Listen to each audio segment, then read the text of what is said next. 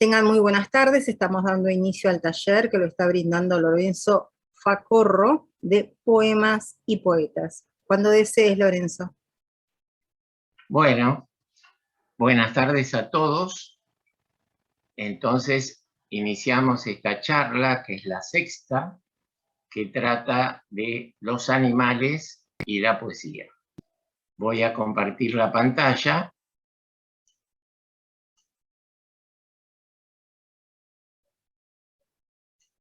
Y empezamos. Bueno, saben que este ciclo es todos los jueves a las 15 horas. Les hago ya un pequeño aviso. Para la semana que viene yo no voy a poder estar porque tengo un problema para resolver el jueves 4. O sea que vamos a hacer una pequeña pausita y seguimos el 11 con animales fantásticos y mitológicos y el 18 con animales marinos. Yo de todas maneras les voy a mandar algún texto y alguna cosa para que en momentos de tranquilidad puedan leer y se puedan entretener. Pero nos vemos hoy y nos vemos de vuelta en 14 días. Muy bien. Comenzamos. Les voy a hacer una breve introducción sobre aves y después vamos a ver la presencia de las aves en la literatura. Las aves son numerosas especies y muy diferentes. Acá tienen un dibujito con algunas de las aves más conocidas: flamenco, pingüino, tucán, cisne, ñandú, y que se caracterizan sobre todo por su pico y por el hecho de volar. Aunque hay aves que no vuelan, como el avestruz, sino que corren. Y también hay aves que nadan, como el pingüino.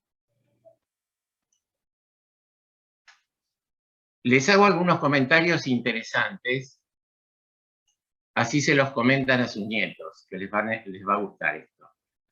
Las aves evolucionaron de los dinosaurios hace 150 a 200 millones de años. Y en realidad son los únicos dinosaurios vivientes luego de esa extinción masiva que hubo en el periodo mesozoico. Hay muchísimas especies de aves, superan las 10.000. Fíjense, si yo pudiera en un minuto leerles 150 especies, ya me pasaría toda la hora diciéndoles cuáles son las especies de aves vivientes en este momento. Tienen tamaños muy variados, desde muy chiquititas, como un colibrí zunzuncito macho, que apenas mide 6,4 centímetros, y como el avestruz, que es un ave enorme, que puede tener una altura de más de 2,70 metros. Están especializadas para el vuelo, y su esqueleto tiene la característica de tener huesos huecos. Por eso son livianas, y esos huesos son resistentes. Y eso hace que puedan desplazarse por el aire y planear, volar por medio de sus alas. Acá tienen la foto de un fósil que se encontró el siglo pasado en China. Es un ave del Cretácico. Fíjense ustedes el nombre: Confucius ornis santus.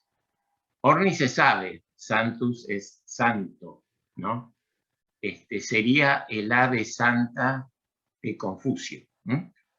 Para que vean lo que le comenté en el primer momento, de que han evolucionado a partir de épocas muy, muy antiguas. Otras características interesantes: ellos pueden percibir el campo magnético terrestre, y parece que en el cráneo tienen una sustancia que es magnetita, que les sirve como brújula. Esto ha servido para estudiar, por ejemplo, cómo es la orientación, las migraciones, el hecho tan tan discutido de cómo hacen las palomas mensajeras para desplazarse y llegar siempre al mismo lugar para la que están programadas. Los ojos de las aves. Las aves rapaces tienen una agudeza visual muy superior a la del hombre, 2 o 3 veces. Acuérdense que, por ejemplo, en el tenis, cuando hay una pelota discutida, ponen una cámara que se llama ojo de halcón. Es una cámara de aproximación, como el bar del fútbol, lo que está comentando cómo los ojos del halcón, los buitres, del cóndor, de esas aves rapaces, tienen una mayor agudeza que nosotros, ¿no? Muchas aves ven también el ultravioleta, o sea, aparte de los 3 colores primarios que vemos nosotros, tienen visión ultravioleta. Y fíjense, por ejemplo, el cernícalo es un ave rapaz, él planea y llega a distinguir en el piso los rastros de la orina de los ratones que después va a intentar comerse, ¿no? Muy interesante esta capacidad. A diferencia del hombre, el ser humano, el hombre tiene 2 cromosomas sexuales distintos, X, y la mujer 2 iguales, XX. Acá es al revés. El macho tiene 2 cromosomas iguales y la hembra tiene 2 cromosomas diferentes, Z y W. Por eso el sexo de la cría siempre se lo da a través de los genes que vienen de la hembra. Y para terminar, otra característica, aparte del vuelo, es lo que hacen con su laringe o siringe, las vocalizaciones, el canto de las aves, y también los gritos o llamados, que son cuando necesitan comunicarse entre sí o con otras especies. Y les puse un párrafo que no quería olvidarme con respecto a la inteligencia. Vieron que se dice, tiene un cerebro de chorlito. Es mentira. Los animales, los pajaritos, tienen bastante inteligencia, por supuesto que aplicada a sus necesidades, ¿no? Muy bien. Acá les voy a mostrar algunas fotitos antes de pasar a la repercusión de estos animalitos en la literatura. Acá ven un águila pescadora con sus alas muy enormes desplegadas, el pico característico que se llama el tucán, muy colorido. Acá vieron que les comenté el colibrí, que es una de las aves más pequeñitas. El colibrí es muy interesante por su forma de volar, es capaz de volar y quedarse volando en el mismo lugar. Y está especializado, su pico sirve para que entre dentro de los pétalos de determinadas flores. Hay colibríes que tienen una especificidad con una flor determinada. Y eso favorece no solo la vida del colibrí que se nutre del néctar de las flores, sino la polinización y la reproducción de esas mismas especies vegetales, ¿no? Bueno, no podía faltar el avestruz, que es el más grande, más grandote y que se la pasa corriendo por África. Acá tenemos el ñandú, que es de la familia parecida, que también es un corredor. Hay otros más en Asia y África, como el casuario, el emu. Son aves corredoras. Y acá tenemos aves que no vuelan, pero nadan. Son 2 pingüinos emperadores, la parejita con el polluelo. Saben que es interesante que acá es el macho el que anida los huevos de la hembra, o sea, la hembra trae sus huevitos y el macho es el que los incuba. Y después tienen el hijito y viven como una familia organizada. Es una especie es uno de los pingüinos más altos, hay muchas especies de pingüinos también. Muy bien. Bueno, ahora vamos a pasar a la literatura. Vamos a empezar con el hornero, que fue una propuesta de ustedes, pero les hago una reflexión. ¿Por qué las aves tienen tanta repercusión y tanta presencia en la literatura? Una es por el hecho del vuelo. el hecho de volar lo asociamos todos con la libertad, con el espíritu, con la imaginación.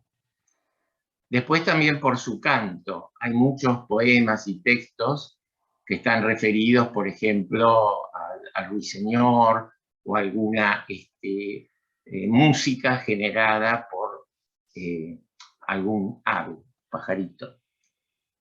Bueno, el hornero, saben que el hornero es muy querido en nuestro medio porque es el ave nacional argentina. Esto fue una decisión de 1928 y es un ave que hace su casita.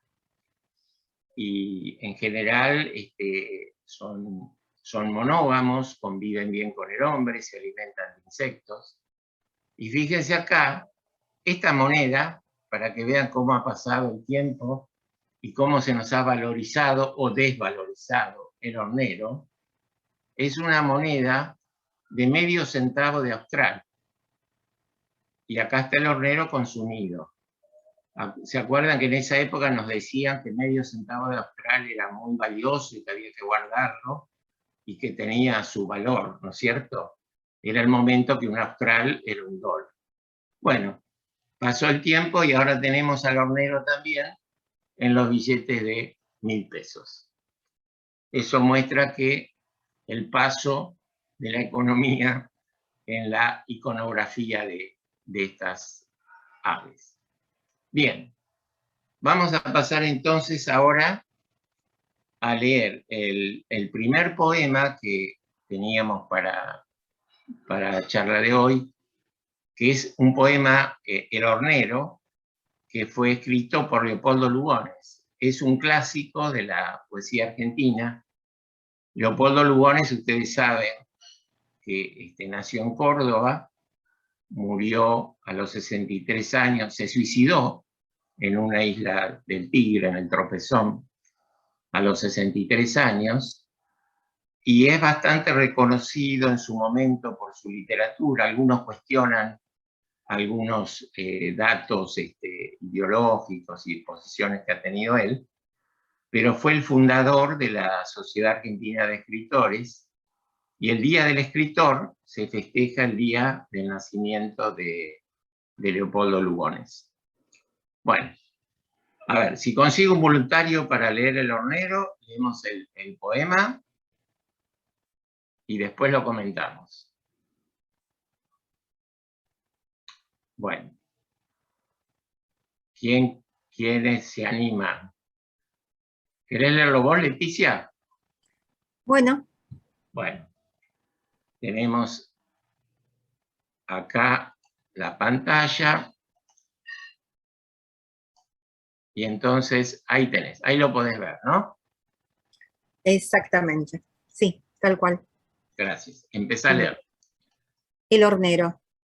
La casita del hornero tiene alcoba y tiene sala. En la alcoba la hembra instala justamente el nido entero. En la sala, muy orondo, el padre aguarda la puerta, con su camisa entreabierta sobre su buche redondo. Lleva siempre un poco viejo su traje aseado y sencillo, que con tanto hacer ladrillo se le habrá puesto bermejo. Elige como un artista el gajo de un sauce añoso, o en el poste rumoroso se vuelve telegrafista. Allá, si el barrio está hablando, canta su gozo sincero. Yo quisiera ser hornero y hacer mi choza cantando. Así le sale bien todo, y así, en su honrado desvelo, trabaja mirando el cielo, en el agua de su lodo. Por fuera la construcción como una cabeza crece, mientras por dentro parece un tosco y buen corazón. Pues como su casa es centro de todo amor y destreza, la saca de su cabeza y el corazón pone adentro. La trabaja en pajo y barro, lindamente la trabaja, que en el barro y en la paja es arquitecto bizarro. La casita del hornero tiene sala y tiene alcoba, y aunque en ella no hay escoba, limpia está con todo esmero. Concluyó el hornero el horno, y con el último toque le deja áspero el revoque contra el frío y el bochorno. Ya explora al vuelo el circuito, ya cobre la tierra lisa, con tal fuerza y garba pisa que parece un martillito. La choza se orea en tanto, esperando a su señora. Qué elegante y avisora llena su humildad de encanto, y cuando acaba jovial de arreglarla su deseo, le pone con un gorjeo su vajilla de cristal. Bueno, a ver quién quiere hacer algún comentario. Bueno, es una visión muy familiar del hornero, el hecho de la casita, que hace con barro y con paja. Todos habrán visto los nidos del hornero, y que se le ofrece a su pareja. Hornero, saben que el nombre es por la forma que tiene el nido, parecido a un horno de barro. Por eso se le llama así en nuestro medio. Es un pájaro sudamericano.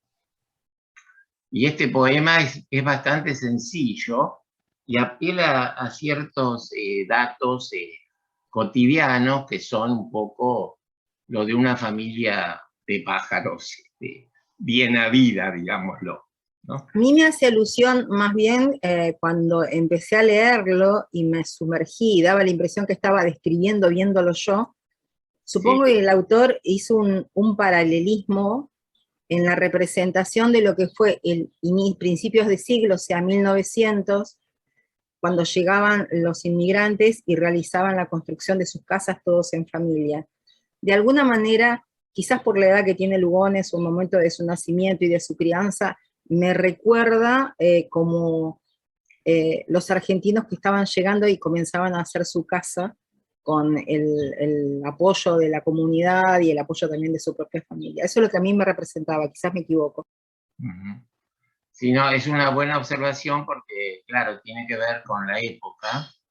Sí, Lugones nació en el 74, o sea que ahí en la pleno flujo inmigratorio lo vivió y percibió, vivió esa época.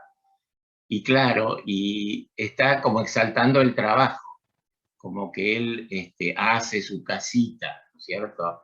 Con barro, con paja, y tiene sala y tiene alcoba. Saben que el nido está como subdividido, es como si hubiera pequeñas habitaciones, ¿no es cierto? Pero me parece una linda reflexión. Y de ahí quedó como ave nacional, ¿no es cierto? En ese momento fue porque era muy frecuente encontrarlo en los campos. El hombre convive muy bien con él, no hace ningún daño, al contrario, come insectos, se alimenta, no molesta, y aparecen sus niditos en las casas, en postes de telégrafo, por ejemplo, ¿no? Y cada año hace un nido. Y después si no consigue el material, las pajitas, el barro, se va y bueno, y lo deja. ¿Alguien quiere hacer alguna otra comentario? Otra pequeña reflexión. Sí. A principio de siglo también era muy conocido las grandes casonas que existían en Buenos Aires, en lo que en un primer momento el centro era San Telmo, donde estaban los conventillos, que después por la peste fueron saliendo. Originariamente las construcciones se hacían con ladrillos de adobe. Claro, claro. Y sí, el adobe es claro que sí. Y hay todavía algunas, por ejemplo, en el Delta hay casas hechas con paredes de adobe. Y bueno, era una forma temprana de construcción. Ahora tenemos ladrillos más macizos, es cierto. Bueno, Marta, ¿querés decir algo? sí, yo tuve casa en el Tigre, en la isla, Sí. y la primer casa que compramos fue con adobe, ¿no? Con ladrillos de adobe, muy, muy sencilla y tenía miedo a los bichos, a la vinchuca, en fin, ¿no? Hasta que pudimos modelarla, pero y también conocí donde se suicidó Leopoldo Lugones, ¿no? Porque estábamos cerca del Riacho, así que cuando hacíamos el tránsito con nuestro botecito, nos llevábamos y pasábamos por allí. Lo que noté en la poesía muchas metáforas hermosas, ¿no? Como cuando habla del cuerpecito, del color de su plumaje, de tanto hacer ladrillos, que tomó el color de la tierra, ¿no? El color bermejo. Eso me gustó mucho. Claro. Muy bien. Muy lindo comentario. Sí, el tema del adobe son frescas las casas esas. El tema es que vinchuca por acá no había ni hubo en esa época, pero es cierto. En el norte los ranchos de adobe donde más posibilidad hay de la existencia de vinchucas que, bueno, que después genera la enfermedad de Chagas, ¿no? Acá Mabel y no sé quién de los Rubén, dos. hola, Rubén y Hola. Mabel, ¿qué tal? Rubén, no, mira, quiero hacer un comentario. En la casa de al lado es un chalet y tiene una pequeña ventanita y se hizo justamente un nido de un hornero. Los chicos se fueron, los pajaritos, y ahora está ocupado por un gorrión. Qué increíble que abandonan la casa y otros pájaros se utilizan. Y sigue hace ya más de un año. Y la lluvia, la tormenta, el sol sigue perfecto. Ya quisiera tener yo una casa como esa, sin humedad. Gracias. No, es cierto, la verdad que son muy resistentes, duran y es cierto que las dejan y después las usan, no tienen espíritu de empresa inmobiliaria, pero bueno, la dejan para los demás, son generosos en ese sentido. Es cierto, muy bien.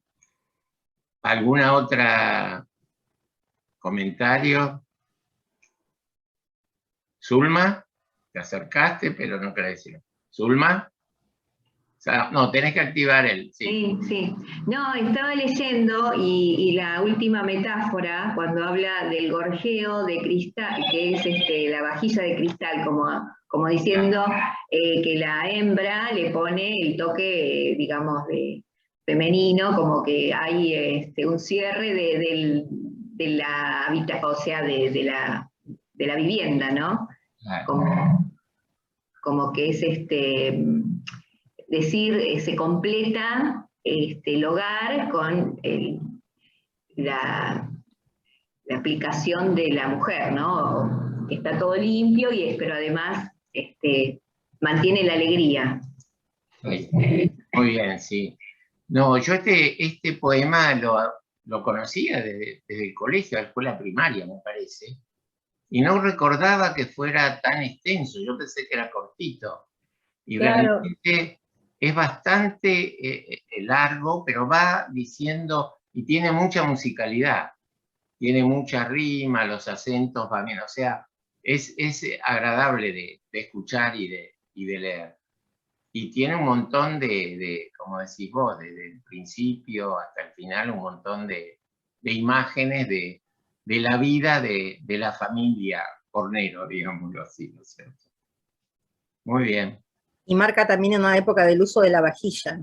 Cristales, hoy por hoy, es todo plástico, o sea, los vasos de cristales ya no, como mucho de vidrio, y ni aún así, ahora son de otro tipo de material. Cristales era más de principio de siglo. Entonces hace como también una descripción, en este caso del escritor, no solamente del ave, sino de la construcción en forma paralela también de las viviendas, y de cómo se representaba la sociedad, que el hecho de tener una vajilla de cristal era como ponderar la casa. Qué época, ¿no? Ahí está. Eso es, Marta, qué época. Bueno, muy bien. Entonces yo le diría, pasamos al segundo texto, segundo texto se los voy a leer yo, así no pueden disfrutar de su timidez y quedarse escuchando. El segundo texto es de Neruda, que ya vimos en otras oportunidades, y ya hablamos un poquito de él, pero tiene que ver con, más que con aves, tiene que ver con el vuelo, que el vuelo es la cualidad de las aves, ¿no? Y la libertad. Exactamente. Así que yo se los voy a leer y después sí, después hablan ustedes, ¿eh? Déjenme compartir pantalla.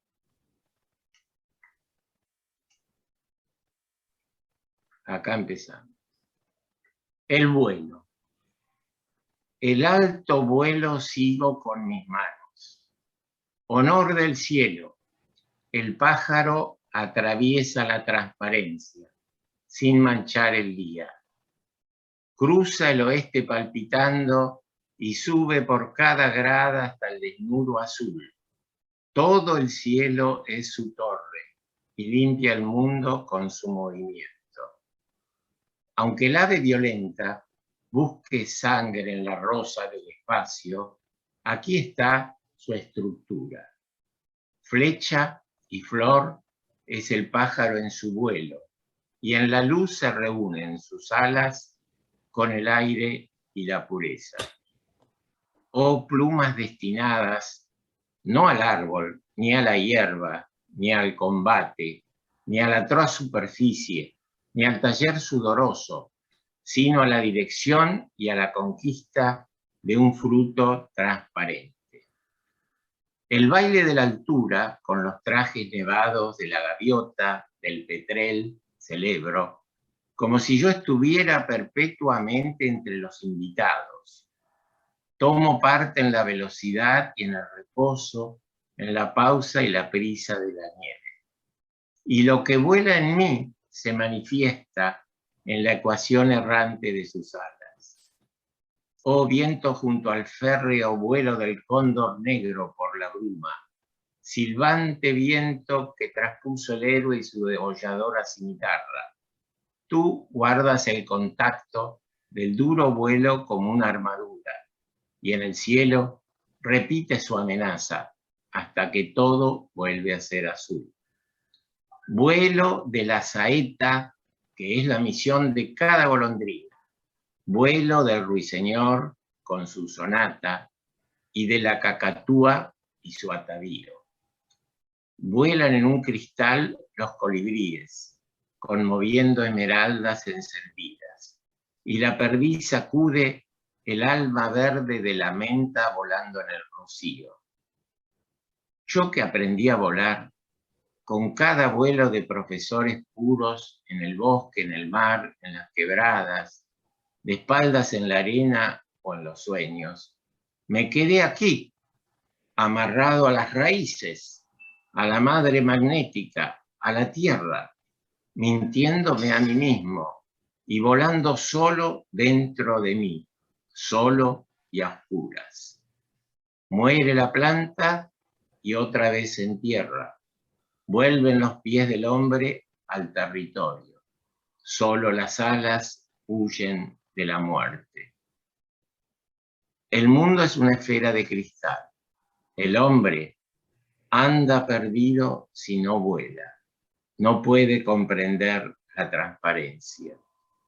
Por eso yo profeso la claridad que nunca se detuvo y aprendí de las aves la sedienta esperanza, la certidumbre y la verdad del vuelo. Ay. Bueno, ¿qué les pareció? Hermoso, hermoso. Bueno, Una pregunta, él estuvo en el destierro, ¿verdad? ¿Neruda? Sí. Porque me Neruda, da la sensación como que él ha escrito este poema fuera de su patria, fuera de su lugar. Me encantó la metáfora de la flecha y la flor, ¿no? Rapidez, vuelo y belleza en la flor, en la contemplación de la naturaleza, lo mismo que dice cuando pisa la nieve, ¿no? claro. Capté así rápidamente. Yo lo había leído antes, pero no lo recuerdo bien. Sí. Bueno, te comento. En realidad Neruda escribió muchas cosas sobre Chile, sobre el mar de Chile, pero fue diplomático. Sí, sí, sí. Como diplomático estuvo viviendo como embajador incluso de Chile en el exterior muchos años. En realidad no, muy pocas veces tuvo que irse de Chile, al final, ¿no es cierto? Al final, cuando la política, él era comunista, Claro. estaba integrado al Partido Comunista. Al gobierno de Allende, ¿no? Claro, y en algún momento la cosa a él políticamente se le puso complicada, entonces se fue de Chile. Pero en general vivió mucho tiempo en Chile. Pensá que Chile, antes de Pinochet, tuvo periodos de democracia muy largos, con alternancia de gobiernos, y no había así persecuciones digamos, y exiliados por la fuerza, ¿no? Por necesidad. Así que bueno. Y lo interesante que vos decís, como él acá también está hablando del vuelo y también se va refiriendo a distintas especies, que no es lo mismo la golondrina, el colibrí, ¿no es cierto? El ave rapaz que está amenazando, que son todas distintas aspectos de la vida de las aves, ¿no es cierto? Bueno, ¿alguna otra opinión?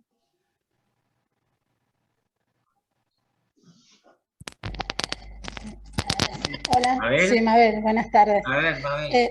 No, yo quería decir algo del autor, ¿no? De Pablo Neruda, que Bueno, él en Chile habitaba como en una isla y bueno, él estudió mucho ornitología, o sea que sabía mucho de los pájaros y creo que él sabía cada pájaro su, digamos, cualidad.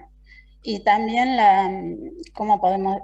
La asociaba con la vida, por ejemplo, como en el caso del pájaro y yo, la asociaba con la vida del hombre, ¿no? claro. Y bueno, es hermoso porque él podía hacer esas comparaciones con el pájaro, con el hombre, ¿no? Así como el hombre también era atacado y sufría los avatares, pero él decía que no había que aflojar, que era como que una victoria del vuelo de los pájaros, una belleza. Nada más. Así es. Sí, un poco lo que él cuenta es la necesidad del hombre de volar, ¿no es cierto? En el sentido no literal, sino figurado. Habla cuando decimos, bueno, hay que tener un sueño, la canción de Julia Senko, con las alas del alma desplegadas al viento. Queremos tener alas, queremos salir de este lugar chato, terrestre, terrenal, y irnos un poquito más arriba. Y eso es lo que está manifestando con este texto. Así es. Sí, Zulma.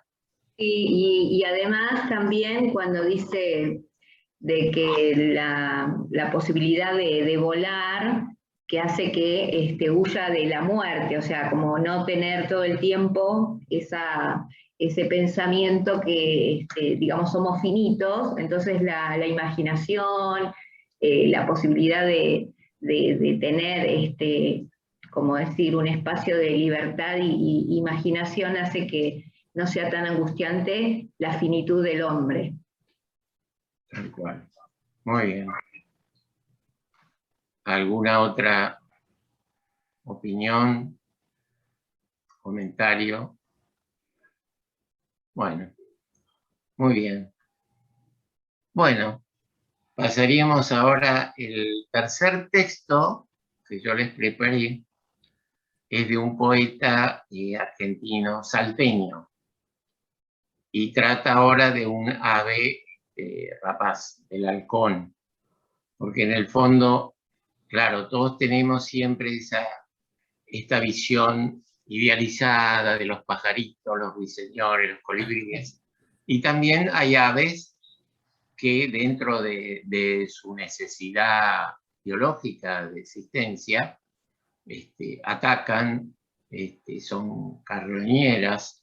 Por ejemplo, nuestro cóndor, que lo tenemos ahí casi como un monumento de la naturaleza, es un buitre, es carroñero. Y bueno, y ese hecho de que se alimenten de cuerpos muertos, que es su necesidad, también tiene una función en la naturaleza, o sea que es una actividad que de alguna manera contribuye al equilibrio del medio ambiente, ¿no?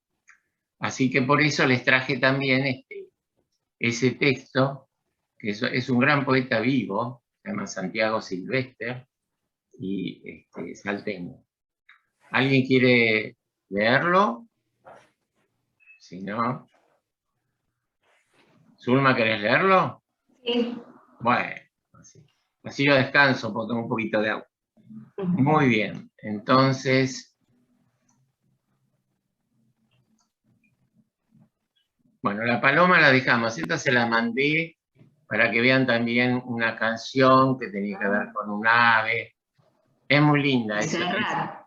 Claro, la letra es de Rafael Alberti. Hermosa. Y la canción todos la hemos escuchado miles de veces, así que yo la había incluido en el mail que les mandé. Pero bueno, vamos a pasar directamente al texto de Silvestre, que se llama Perseverancia del halcón. Bueno, Zulma, te escuchan todos. Tiene nombre ilustre y lo protege la serenidad. Vuela sin inmutarse por el espanto de esos pequeños alborotadores que resguardan huevos y pichones. Él, con alzada majestuosa y ojo directo, busca comida. Por estas quebradas pasó la historia. Él vio todo, gente a manotazos, escapando o persiguiendo, huestes perdidas, el murmullo de muertos que se escucha promediando enero, una partida de gauchos al acecho, la cabalgata heroica de pobre gente obligada al heroísmo. Y vio también el merodeo, el desplazamiento, los restos de una civilización que ha prescripto piedras y cantos con alguna ceremonia. Él vio todo desde su vuelo impertérrito. No juzga, no invoca, no confía. Tiene hambre. Vuela, aterra, y todas las tardes organiza ese escándalo desde aquí. Lo veo, sabio, sin prisas, esperando que todos nos volvamos comida. Historia, huesos, animales, persona. Ay. Bueno, es diferente, es otra cosa, mucho más real, y también mencionando a los animales como un poco testigos de la historia. La tragedia de los Andes, ¿no? Hace Claro. alusión y al cruce de los Andes también. Sí, más que nada es los gauchos, tiene que ver con Salta, con las luchas de Güemes, con ese tipo de cosas que sucedieron y lo que ha quedado de civilización, ¿no es cierto? De la historia, los restos que han quedado de cada época, ¿no es cierto? Es un poco la idea. Habla, si no me equivoco, quizás lo leí mal o escuché mal, pero hay una parte que habla de civilizaciones como existentes antes de la cruza de los Andes. Sí, sí. Y por otro lado, es como también lo que hacía alusión a usted, que el cóndor es un ave carroñera. Hice un paralelismo en que, bueno, de alguna manera nosotros nos vamos alimentando de historia, y la historia es de hablar de los que estuvieron y ya no están físicamente, supuestamente los que están muertos, ¿sí? Entonces, de alguna manera el cóndor también va representando como el alimento que nosotros vamos teniendo de nuestra propia historia. Claro. Sí, es muy cierto. En el fondo es como decir, todo va sucediendo y se va reemplazando por otra cosa, en el fondo, como la naturaleza, como si fuera un gran organismo, es como un organismo que se come a sí mismo para seguir vivo, ¿no es cierto? Y todo lo que en algún momento muere, también sigue un ciclo dentro de la vida, dentro de la biología, a través de las sucesivas transformaciones que van sucediendo, ¿no es cierto? En ese organismo, en la materia. Y en ese sentido también es la cultura, la civilización, ¿no? A ver, por ejemplo, lo que vos decías, vamos a repasarlo un poquito. La ceremonia, por ejemplo, vio los restos de una civilización que ha prescrito, o sea, que ya no existe. Eso es piedras y cantos con alguna ceremonia, o sea, implica de los pueblos ahí del norte más primitivos, ¿no es cierto? Que ha quedado algún resto, y él lo vio todo. Es como un testigo que no juzga, simplemente quiere comer. Las piedras originariamente en el norte se van, en cada camino se van haciendo cúmulo de piedras. Cada uno de los pasantes o de los transeúntes que va por ese camino va dejando una piedra. Y de alguna forma ese camino que es siendo andado, estoy hablando de tiempos remotos, no estoy hablando de principios de 1500, o sea, antes del descubrimiento de América, que se mantiene hasta ahora, eso termina siendo una huaca, que son lugares sagrados. Por eso también dice canto y piedra. Claro, perfecto, sí. Y después esto es más moderno, es la lucha. Yo acá me imagino los gauchos de Güemes, las montoneras, eso. Murmullo de mar, partida de gauchos al acecho, pobre gente obligada al heroísmo. O sea, era gente como que estaba obligada a luchar en ese momento. Porque estas quebradas pasó la historia, son las quebradas del norte, de Salta. Bueno, bien. Ahí está. Bueno, algún comentario? Ya estamos casi, nos quedan poquitos minutos. ¿Alguna cosa que quieran decir sobre lo que han escuchado, sobre los programas de las próximas reuniones? ¿Alguna inquietud? Escuchamos. Abel. Sí, acá está. No, yo quería decir que es muy lindo el poema del buitre, de Lorenzo Jacorro, Bueno. que me gustó mucho, y bueno, con la diferencia del halcón, el buitre en el silencio, de las metáforas lindas que usó, que dicen el silencio, porque claro, el buitre come la mayoría de las veces animales muertos. En cambio el halcón ya es más de presa, ¿no? Claro, y hay muy lindas metáforas que ha usado, y una de esas, a ver si las anoté acá, que no la entendía bien. Bueno, ya que Mabel... ¿Cómo? Vamos a hacer una cosa, Mabel. Sí. Yo soy medio, no quería utilizar este espacio, que en realidad es como, yo estoy acá para mostrarles la literatura de los demás, no la mía. Pero yo también escribo ese poema, yo lo publiqué hace un montón de años, y me parece que tiene que ver con una serie de cuestiones, y por eso se los mandé. Así que, si quieren, quedan 10 minutos, yo les pido permiso, soy como tímido también, y los voy a leer y lo vamos a comentar. Ay, sí, por favor, así explica la metáfora. De todas maneras, nos pasa a todos lo que hacemos algo. Y yo bueno, se lo digo a la gente que está conmigo en el taller, la gente que le gusta escribir, el que tiene que estar convencido es el autor.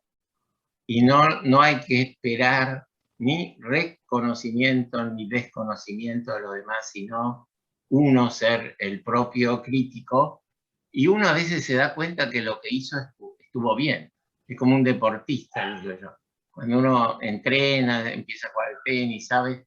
Cuando juega un partido bien y pega una pelota bien pegada, uno tiene esa conciencia de que lo hizo bien. Así que ya que Mabel lo comentó, nos quedan unos minutitos, les voy a leer ese texto y después pueden comentar lo que les parezca. Bueno, se llama Los ojos del buitre. Creemos movernos desde el principio hasta el origen. Volamos en círculos. Miramos el tiempo desde el aire. Nunca sucede algo distinto. Todo va muriendo y se transforma. Ni siquiera el humo tiene cuerpo. Palabras florecieron en medio de los juncos. Imágenes bebieron a la orilla del río.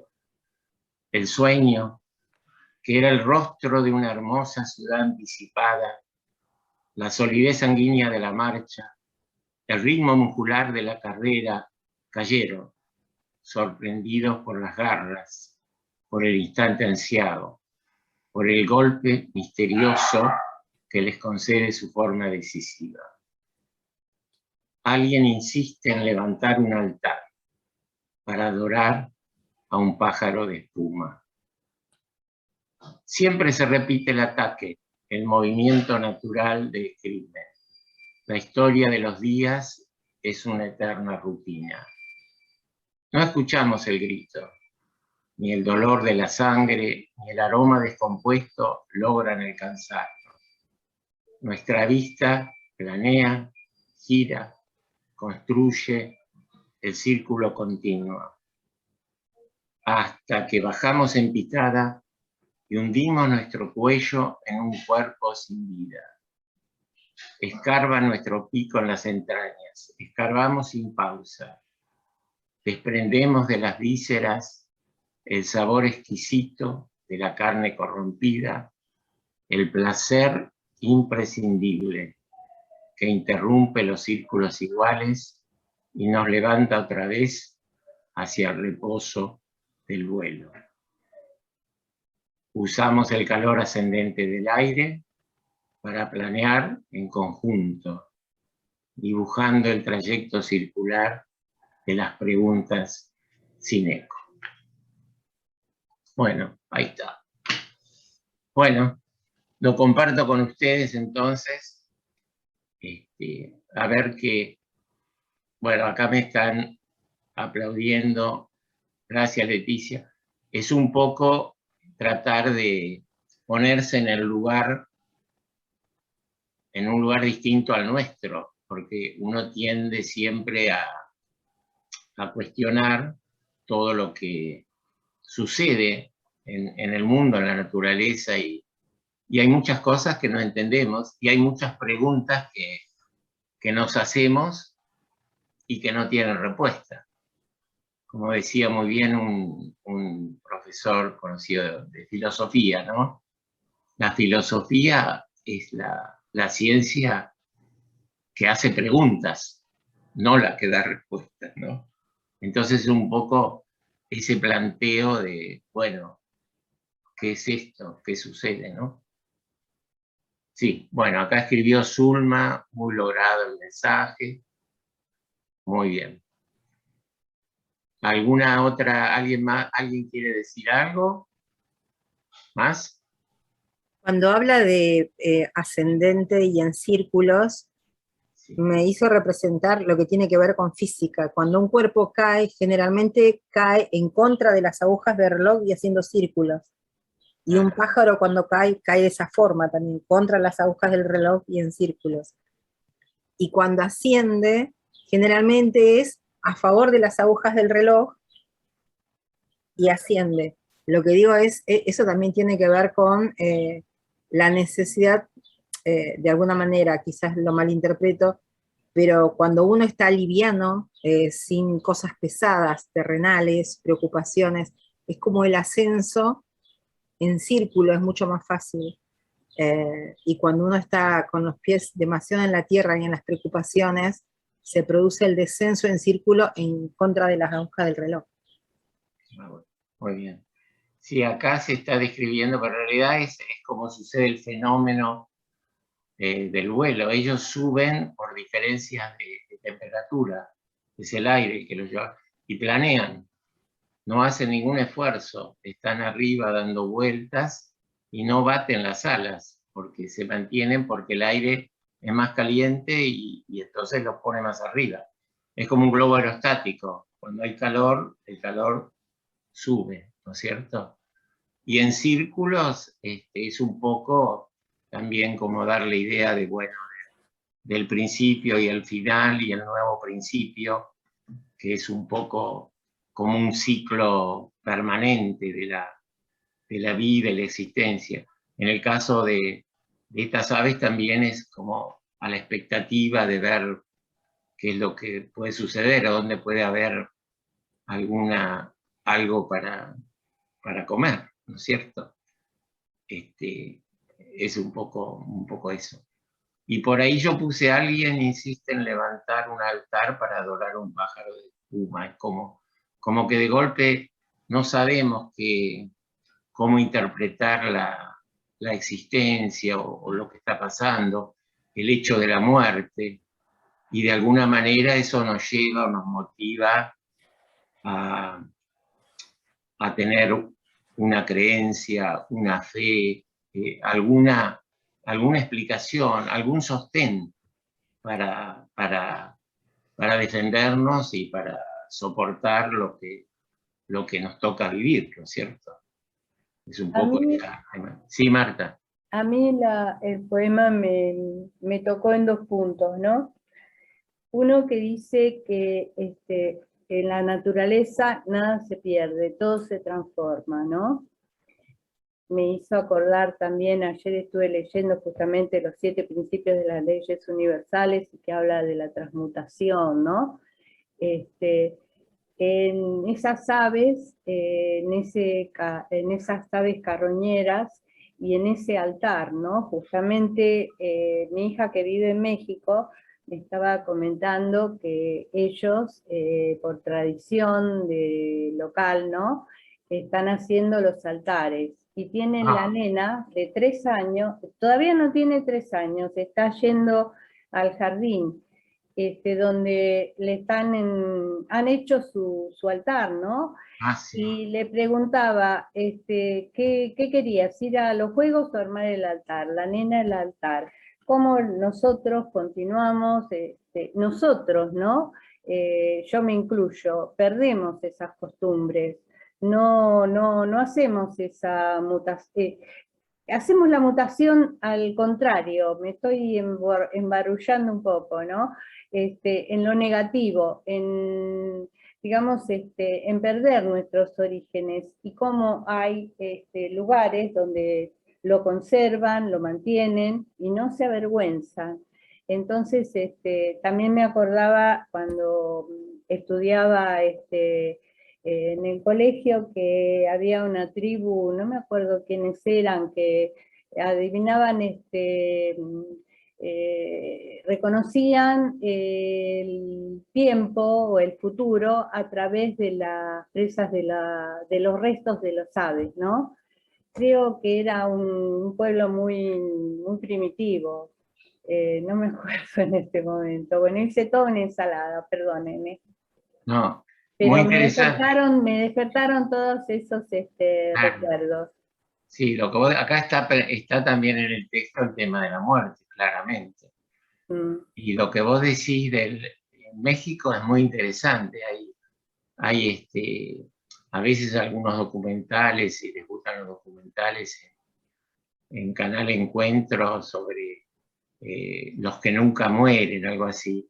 Y ellos tienen una tradición indígena que se ha unido con la tradición católica del Día de los Muertos, y es increíble los festejos que hacen, ahora que va a ser 1 de noviembre es Todos los Santos, 2 de noviembre es el Día de los Difuntos para la Iglesia Católica. Yo me acuerdo, nosotros de chicos íbamos al cementerio, ahora se perdió un poco esa cosa. Pero claro, es eso. Pero ellos hacen una fiesta, Ellos se disfrazan, le llevan ellos creen, vieron la película de esa mexicana en dibujito, precioso, claro. Ellos le llevan al difunto, al que ellos tienen, la comida que más le gusta, le llevan flores amarillas, le arman, limpian el altar y se pasan ahí el día. Y ellos piensan y creen que el espíritu por ese día vuelve a la tierra. Eso es anterior a la llegada, es indígena, es anterior a la tradición católica, ¿no es cierto? Pero claro, como esa creencia que en el fondo les ayuda a aceptar un hecho que todos consideramos, bueno, como definitivo. Como decir, bueno, no es tan definitivo. Los muertos ese día, los espíritus de ellos pueden de alguna manera estar con nosotros. Pueden venir. claro, y a respetar a los viejos, ¿no? Que no, nosotros es como una involución, eso también quería destacar, ¿no? Que nuestra mutación va a la inversa. Nosotros nos avergonzamos de nuestros orígenes, eso que decís vos, que se festejaba en mi época también, el Día de los Santos Difuntos, o de los difuntos, ya no se hace más. Inclusive te miran extraños si vos lo mencionás, ¿no? Al menos en mi círculo, ¿no? Que es estrecho. Pero, se sigue festejando. En Capital Federal se realiza, ahora se consiguió un permiso por intermedio de peticiones que se hicieron, y se festeja, por ejemplo, en el cementerio de Flores, se realiza. En las casas individuales se sigue realizando. En todo lo que es distintas provincias de la República Argentina que tienen sus orígenes antes de la conquista, se continúa realizando. Sí, no tenía conocimiento. Bueno, ese tipo de costumbres también se van modificando con los tiempos. ¿Se acuerdan también, por ejemplo, el luto? En una época cuando éramos jovencitos, uno se ponía, se falleció un familiar, te ponías una corbata negra, o una banda en el saco, como expresando el luto. Las mujeres se vestían casi durante 6 meses, 1 año. Y eso fue cambiando, fue evolucionando. Yo creo que a veces son costumbres, no tienen demasiado que ver con no es que uno actualmente ya no sienta las pérdidas, o que no respete a los difuntos, o que no los venere de alguna manera, sino que van cambiando las formas de homenajearlos o de recordarlos, ¿no es cierto? Y en todas las culturas hay todo ese tipo de actitudes y de ceremonias ante estos, lo llaman ritos de pasaje. Desde los egipcios, empecemos, ¿no es cierto? Hasta todas tienen, es muy interesante también ver qué pasa en determinado lugar, en determinada cultura, antigua, moderna, con los muertos. ¿Qué hacen? ¿Cómo pasan ese momento que es inevitable, que nos toca a todos de alguna manera más o menos cercana? Bueno, ya son las 16:01. Este tema da para más, como siempre, nos quedamos con ganas de más, y básicamente el tema que estás tocando creo que tiene que ver con la perspectiva del tiempo, si es lineal o circular. O sea, da para mucho, pero son las 16:01, si te parece, de ir cerrando. Bien, voy a decir nomás la última, me toca decir la última palabra que habré dicho. Que bueno, que está muy bien este tema de los muertos, pero bueno, lo que tenemos que aprender es a valorar la vida. O sea, ahora que tenemos la oportunidad no solo de disfrutarla, sino de hacer algo. Así que pensemos en cada minuto, en cada acción, ¿no?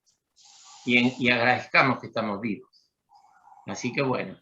Bueno, entonces yo los encuentro en 2 semanas. Les voy a mandar, si esta grabación sale bien, se las voy a mandar, y algún otro texto para la semana que no nos reunimos para que puedan leer. Tengo algunas cosas más de aves que el que tiene tiempo y ganas puede leer. Bueno, que que estén todos bien. Buenas tardes. Muchas gracias. ¿El próximo jueves entonces no hay? No. Bueno, yo no puedo. Listo. Saltamos uno. Gracias. Eso. Muchas gracias. Gracias a ustedes.